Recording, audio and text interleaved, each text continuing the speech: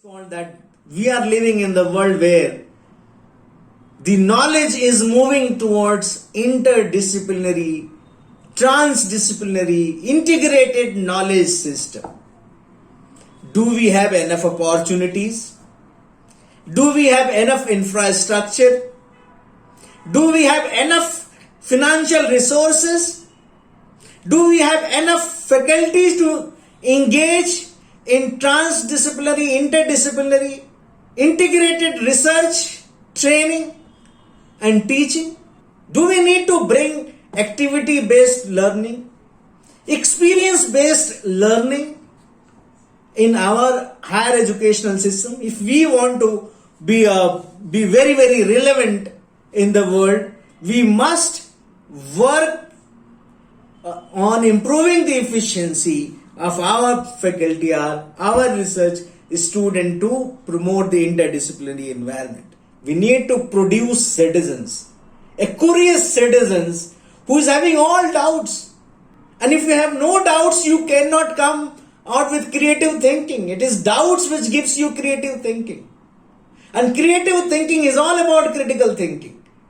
The purpose of the knowledge is to provoke doubts, engineer doubts. And if you are able to engineer doubts, you will also force the capacity of the student to think beyond the realm of the curriculum. And then he will come out with some creative solution to that problem. And the moment you are creative, you are a man of critical thinking. So, idea of critical thinking is very, very important. If you are able to analyze in cause and effect relationship, everything what is being proposed us. So today I am going to discuss a state, a teacher is going to discuss a state in the classroom, and if the students are not provoked to question and question and question on the way teacher is teaching or on the content the way teacher is teaching, then the teaching is not being done. Let the teachers work, indulge into collaborative working environment. Doing work alone is not enough these days. You have to collaborate with others. Can we develop a system where we can collaborate for our teaching, we can collaborate for our researches? I'm telling you, my friends, tomorrow that there is a foreign education bill pending in the parliament. If that bill is being passed, the Oxford, Yale, Birmingham, all institutions will come to India with their resources. They have everything. They have money, they have resources, they have infrastructure. So what will happen with the traditional institutions in India? Even now that some of the corporate giants are allowed to invest in higher educational institutions, you can see that Azim Premji is there, Ashoka institution is there, Shivnathar institution is there. Lots of good institutions are coming with heavy investment of the corporate sectors. What is going to happen with the ordinary colleges or the universities? Will they be able to compete? What will happen with the graduates produced by the traditional institutions if they are not improving their quality concern? That is an important point to look into. And lack of quality research capacity or the innovative outputs cannot be ignored. 24,000 PhDs we are producing every year. You see, United States of America is producing 68,000. Can anyone say with a guarantee that I am a PhD and I am doing a job with greatest satisfaction of mind? I am being offered a job quite easily. 3,000 degrees are being given every year by the higher educational institutions in India. Have you done any survey that what has happened with those students who have got degree? You can judge your system, educational system in India, that who are applying for the class 4 positions. Create opportunities, and opportunities will be created once higher educational institutions behave responsibly, behave in a transparent manner. Institutions have to work on improving the quality of life of everything, all the parts, quality of life of all the non-teaching staff, teaching staff, students and the management. And if you are able to integrate education and research and improve the quality of life, you can also be able to promote quality research. And when can we say that our research, our project is innovative? We can say research is innovative only when it is socially relevant, when it is locally need-based, when it is nationally important, when it is important for the country, and when it is globally significant. Unless you are not able to build new theories, if you are not able to develop how to do that research, new methodologies, you have to have your own framework for your research. And these new theories, new methodologies, and new framework can be developed by creating multi-dimensional network of these scholars, multi-institutional network of these scholars. 20 years down the lane, if the institutions are not bringing change in their working style, in their researches, in their teaching, in their curriculum, they will no longer be relevant. Believe me, my friends, if you are not making yourself relevant in terms of enhancing your qualities and capabilities, you will be irrelevant.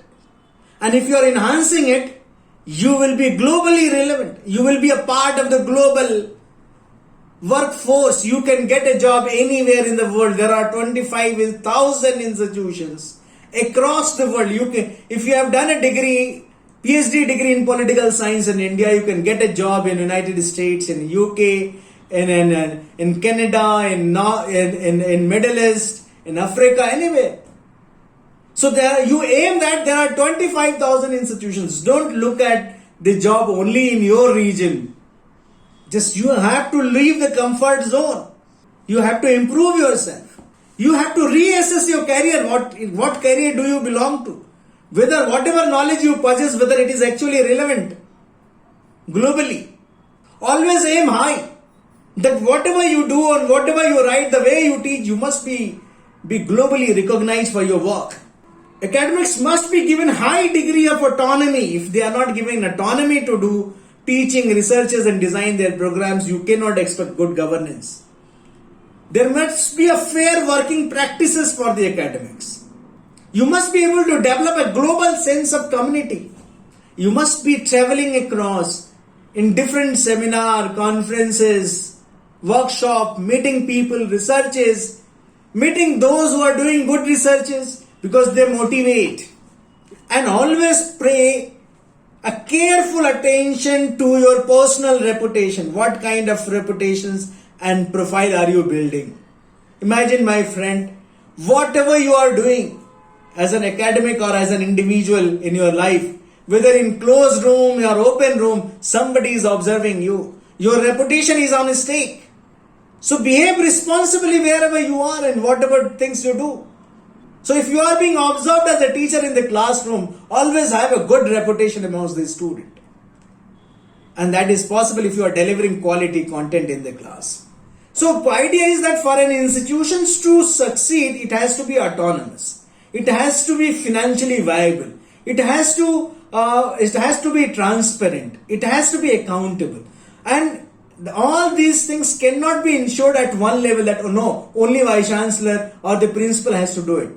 So it is a collective responsibility of the student, responsibility of the faculty, responsibility of the management. So everything has to work together. So that is why there is a gap is happening. That we are getting reluctant on performance indexes. Once we get the job, we just forget that we have to publish as well. Once we are in the classroom, we say that once the 20 years notes is working, why to revise that notes in the classroom? We need to think that what kind of trainings do our teachers and students need? That is most important.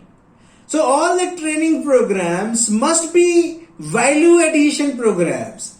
I must be able to develop some skills. I must be able to develop some new knowledge system, new methods, new theory buildings, new framework.